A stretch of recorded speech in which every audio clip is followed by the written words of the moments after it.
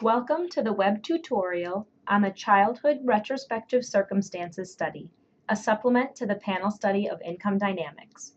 To begin, let's go over what you can expect to learn. This tutorial has 6 parts. We'll begin with a brief overview of the PSID, followed by an overview of the Childhood Retrospective Circumstances Study, or CRCS. We'll continue with more specific information on the CRCS sample and data collection, interview content, data structure, as well as accessing the data. We'll start with an overview of the PSID. Begun in 1968, the PSID is the world's longest-running national household panel survey. The PSID has interviewed and re-interviewed families annually from 1968 to 1997 and biennially since 1997. The PSID has collected data on family composition changes, expenditures, marriage and fertility histories, employment, income, health, wealth, and more. As of 2017, the term reference person has replaced head. However, this change is not retroactive. Since the Childhood Retrospective Circumstances Study was collected prior to the change, we will continue to use the term head in this tutorial. Please see the video Introduction to the Panel Study of Income Dynamics if you would like more information about this change.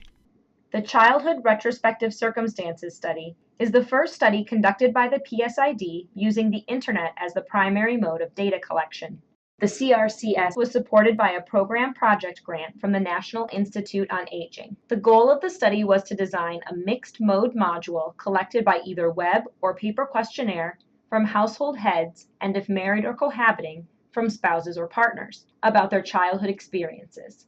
The data may be used to study early life influences on adult health and economic outcomes. The questionnaire was designed by Jim Smith of the RAND Corporation and Catherine McGonigal of the PSID as a 20-minute self-administered instrument that could be completed via the internet or paper questionnaire. The initial sample consisted of individuals aged 19 and older who were household heads and spouses or partners in PSID families that participated in the 2013 wave of the main PSID. Individuals for which other family unit members or proxies served as respondents in the 2013 main PSID interview, and those who completed their main interview in Spanish were not eligible. Respondents were initially assigned to one of 2 conditions to complete the survey: web or choice. Individuals initially assigned to web had reported in the PSID main 2013 interview that they could connect to the internet through a computer or laptop at home and that they had done so in the last year. The remaining individuals were assigned to a condition in which they were given a choice to complete the interview via the web or wait for a paper questionnaire to be mailed to them. 73% of the sample were assigned to web and the remaining 27% to choice. The questionnaire was designed as a 20-minute self-administered instrument that could be completed via the internet or paper questionnaire and consists of the following 10 sections. The section on parental relationships obtains information that identifies the most influential mother and father figure during the respondent's childhood. This information is then referred to throughout the questionnaire. Salient childhood events are then collected, including the occurrence and timing of parent and/or guardian separations, residential changes, and school changes. The health conditions section collects information on self-rated health status and the occurrence and timing of various physical and mental health conditions before age 17. The section on socioeconomic status collects information from 3 periods of childhood, from birth to age 5, from ages 6 through 12, and ages 13 through 16. Separate questions are asked about the employment status and job seeking of each parent, whether the family was ever on welfare or received food stamps, and how the financial situation of the family compared to that of the average family. Neighborhood characteristics are collected about the neighborhood in which the respondent lived the longest, from ages 6 through 12, and from ages 13 through 16. These questions are based on a modified version of the Neighborhood Quality Evaluation Scale. The section on friendships collects information during the reference periods of ages 6 through 12 and ages 13 through 16 using questions adapted from the PSID's Child Development Supplement and the National Longitudinal Survey of Youth, 1979, Children and Young Adults. Information on school experiences is collected about whether a school year or grade was ever repeated and when. A question series about experiences with bullying is asked for the reference periods for ages 6 through 12 and ages 13 through 16. These questions were also asked in waves 2 and 3 of the PSID's Child Development Supplement. The section on exposure to the criminal justice system collects information on their experiences throughout childhood and young adulthood. Questions are asked about victimization before age 17, criminal and delinquent activity before age 26, and arrests and sentences served since age 26. Similar questions were asked in the National Longitudinal Survey of Youth 1997 and in all waves of the PSID's Transition into Adulthood study, which has been collected biennially from 2005 to 2015.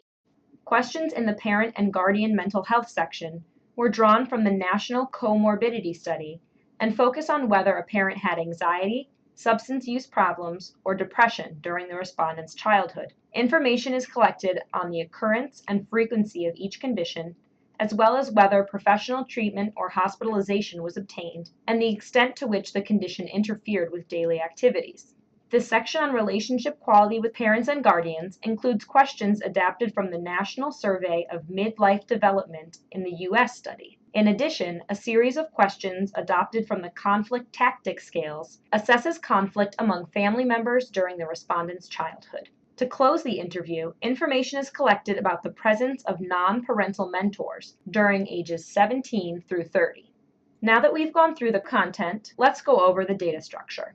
This file includes variables to link to the 1968 to 2013 PSID public release individual and family files. To merge to the individual file, users should merge records using the Family Interview ID number and sequence number. The Family Interview ID number is CS14V2 in CRCS and ER34201 in the individual file, and the sequence number is CS14V3 in CRCS and ER34202 in the individual file. To merge the CRCS data with the family file, users should merge records using the Family Interview ID number, variable CS14V2 in CRCS and ER53002 in the family file. CRCS contains both public and restricted variables. The public file includes most of the variables from the CRCS data collection. The restricted file includes the criminal justice system and parent-guardian mental health sections, as well as portions of the health conditions and relationship quality sections. The restricted files are available under contract. For more information on the contents of the restricted file, please see the codebook. In order to explain how to access the data, let's begin at the PSID's homepage, psid.org. We will navigate to the Data Selection tab that appears at the bottom of the PSID banner that runs across the top of the homepage.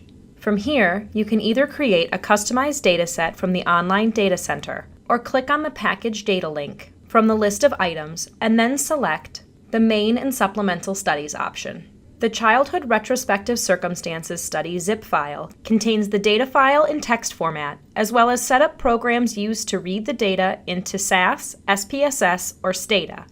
It also contains a codebook, README file, and a detailed user guide. As previously mentioned, there is also a restricted data file that comes from the CRCS. For more information on the restricted files, please click again on the Data Selection tab at the top of the page. Next, click on the Restricted Data link, and finally, open the node labeled 2014 Childhood Retrospective Circumstances Study. Here, you will find a file description as well as a link to the codebook, which includes entries for the restricted variables. As you scroll down, you will see that the publicly available variables contain frequency information, while the restricted variables are suppressed or filled with zeros. For information on how to obtain this restricted data, go back to the restricted data page of the PSID website and follow the link labeled Process for Obtaining Restricted Data, as well as the Obtaining the Data link under the Frequently Asked Questions subheading. In general, eligible applicants must have a permanent, full-time faculty-level appointment and provide a research plan, data protection plan, non-exempt IRB approval, and an administrative fee for review. This web tutorial was produced by Nora Insalera and Vicki Friedman, with funding from the National Institute on Aging. This ends the web tutorial on the Childhood Retrospective Circumstances Study supplement to the PSID. Comments and questions may be sent to psidhelp@umich.edu.